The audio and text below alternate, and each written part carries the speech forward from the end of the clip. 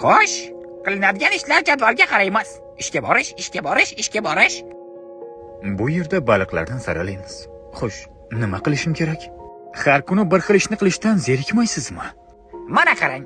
Men yashashni aniq bilaman. Ertalab turaman, yuzimni yuvaman, ishga kelaman, kun bo'yi ishlayman, uyga boraman, dam olaman, ertalab turaman, yuzimni yuvaman, ishga kelaman. Lekin dada, nahotki boshqa biron bir ish qilishni o'ylab ko'rmagansiz?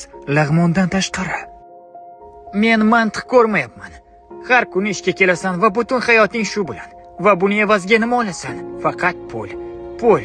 Ish sendan tortib olayotgan narsalarni sotib ola olmaysan. Shunchaki o'ylab ko'r.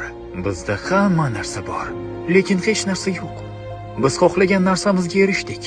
Bu biz xohlagan hammasi edi. Ha, xuddi quvonchdan nur sochayotgandeksan. Endi nima qilishim kerak? Hayot shunaqa narsada. Yo nima xohlayotganingni bilasan, lekin uni qo'lga kirita olmaysan.